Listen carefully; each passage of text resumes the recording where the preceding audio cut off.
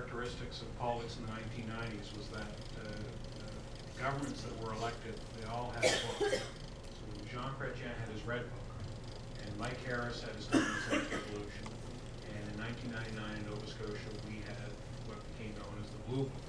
It was John Hamm's platform, Strong Leadership and Clear Course, and it was criticized for the number of commitments, but where it was helpful was it gave us a blueprint and an agenda that we operated under for the first 4 years for our majority government mandate.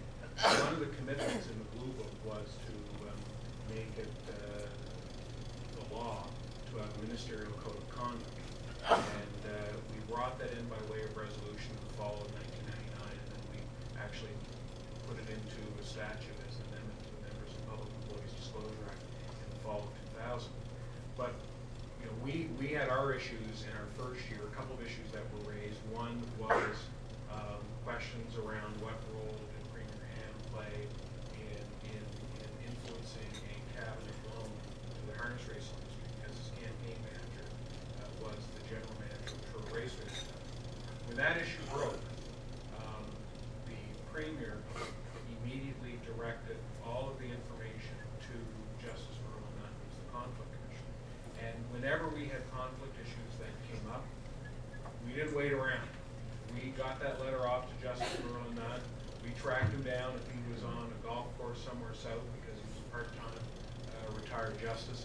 And we made sure that somebody independent looked into it and acted on whatever recommendations came forward. So, you know, just to echo what John and Wade have said, it's so important, A, to deal with it quickly, B, to have somebody independent look into those things. Because if it involves yourself, you're automatically suspect no matter how many good deeds you do to try to resolve it. So that was one of the ways, from a crisis standpoint, that we tried to deal with things quickly, same day, so that it didn't drag out as an issue day after day after day. Now to the liberal end of the table.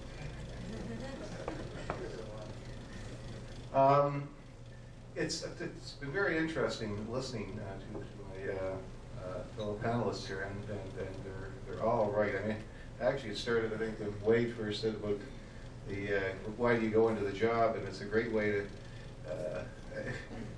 doing this job can be both, has aspects that are terrific and terrifying. And one of the things, the way that's really terrific, is seeing how decisions are made. What's also terrifying is seeing how decisions are made.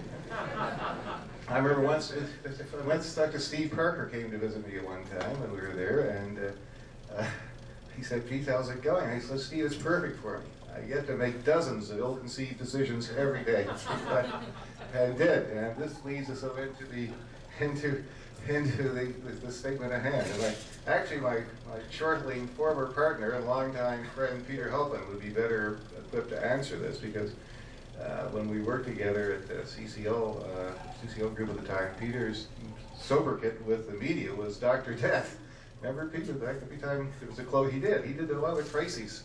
I don't know whether he's like Joe Bitzvik, just carry the morale with him, but he was there. And so the media, when they walk in the room and see that Peter is down, they say, okay, there's something bad going to happen here.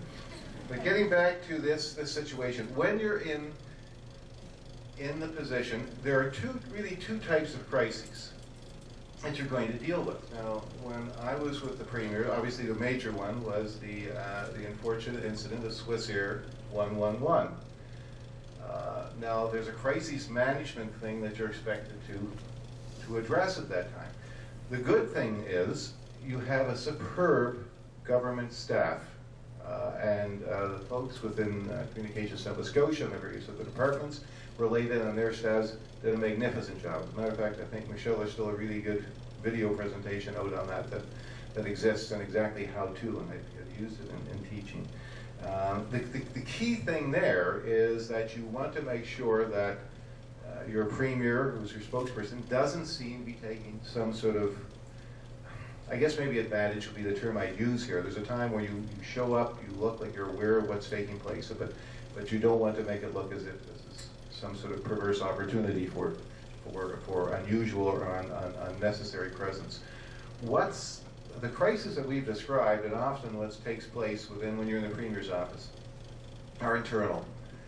It's like Pogo, you know, the old strip. I've seen the enemy, and it is us. And sometimes, you know, most of my job, I thought would be sort of scanning media and reading media reports and the media briefings we'd have every morning. I found more potential time bombs by going through the records of caucus meetings in many cases. And I found my job really became one of looking around, you know, really just to be the advanced person in the pasture. It's like it's like for what we call IEDs now, what I used to call cow patties in those cases. The good thing is when the premier is your brother, you get some late night, you know, time with the guy and say, Russ, you know, you gotta watch for this. You know, this, not that you would, you know, suggest that any particular member of the caucus is a problem. Heaven forbid. But I say, you know, look, this could be. Peter, only opportunities, no Oh, problem. opportunity. Yeah. Well, we turn to the opportunity. I mean, you can do, and we have, for example, one of the things with Russ we had was a member. He made a comment with regard to minority enrollment at the law school, the ABC program at Dalhousie, and suggested that there was a quota system. There wasn't. It was wrong, and it was hurtful to many people who had gone through the program. But again, we have that kind of relationship when people were, you know, scampering around the premier's office. What do we do? What do we do? So they came to see me, and I just said, well, tell them you're friggin' sorry, except I never quite use friggin', but whatever. And that was it. I mean, because you have to staunch these things quickly. So what? That's, you've only got one choice. I mean, you've got to do this. And Russ was very good, and we went ahead and we did that. I mean, the other opportunities you have in these cases, because those are the ones that sometimes can kill you. Like the space, we talked about all these things which we were internal issues, and you didn't expect that going in. You thought, okay, I'm going to be dealing with the media, I'm going to be dealing with all those other public service things. But a lot of your crises are really tagged directly to political survival. And if you don't have a political background coming in, it makes it sometimes difficult for you. Now, you can use the two various things. If you want to do case studies in those things, you can either follow the John Chrétien or Paul Martin approaches. As liberals, we watched both, where Martin, when hit with a scandal, had a full-blown inquiry that just seemed to implode on everybody. But I have to admire Chrétien's approach of really what I used to call was the Monty Python parrot approach. The parrot's dead. No, it's not. It's asleep. That parrot is no. It's nothing wrong with that parrot. It's fine. It's all of us a misunderstanding.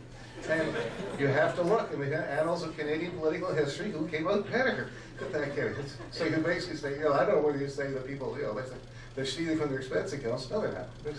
They're big tippers. They're trying to help disadvantaged college students. I don't know what you're going to say in those cases. But you should see how my approach sometimes unsettled members of cabinet and what have you. But it's true, when you go through that cases, I mean, we all tend to sometimes outthink ourselves. We've read too many books about, you know, whether David Plouffe's How I Made Obama President. You can outthink yourself in these cases sometimes. You really can. So I guess I'll move it on to David right now. But that's some of the observations we had. We definitely did not have any scandals. I think I entered the job in the Premier's office 2 years into the mandate.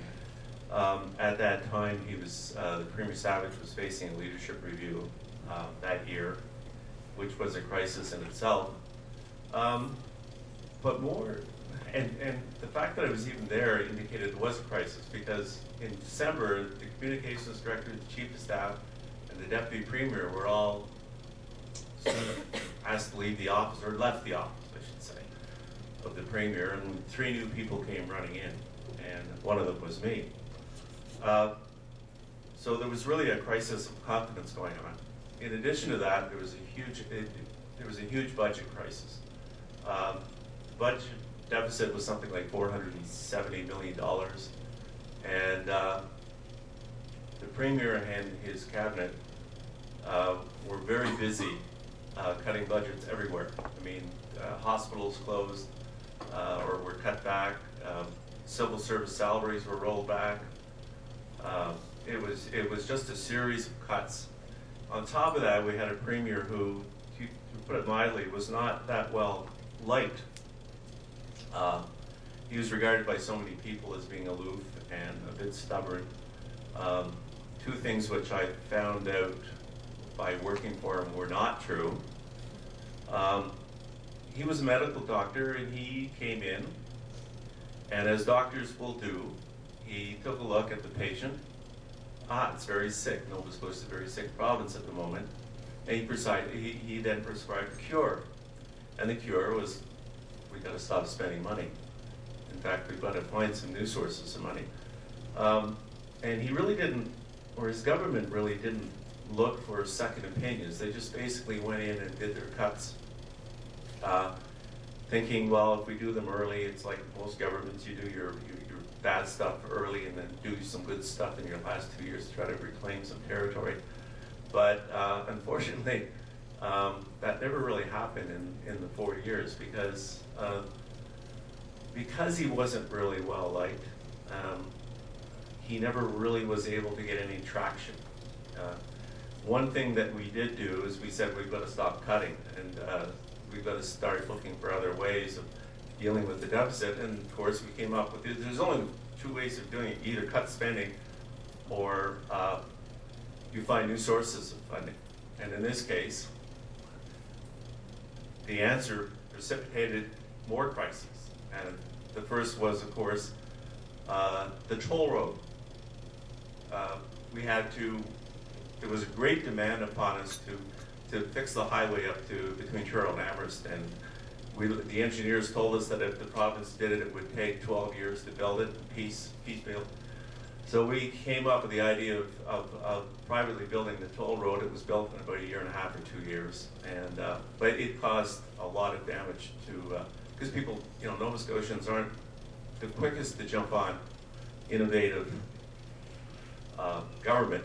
And the other thing was P3 schools. I mean, there was great demand to increase the number of schools, and we didn't have any money to build schools, so we went to the private sector, and P3 schools came about, which again created a bit of a crisis.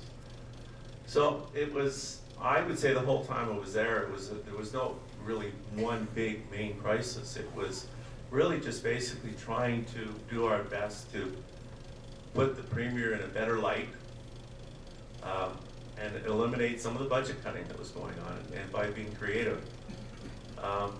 We, by the way, if people will remember, survived the leadership review, barely, and but he really could never, the Premier could never really reclaim any ground over the course of his term, and before the end of his first term, as we all know, he stepped down and resigned.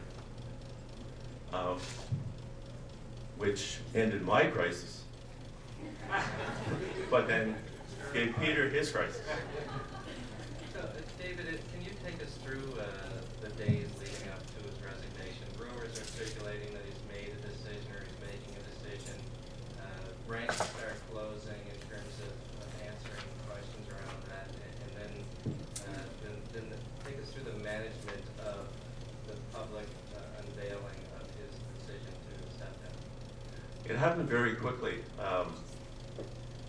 One of the things I tried to do was, and it's good advice for anybody dealing with somebody like the Premier or somebody in a position of leadership, and that is to get to know the people around them who are really the advisors. That's not usually the paid people. It's friends and acquaintances, or maybe one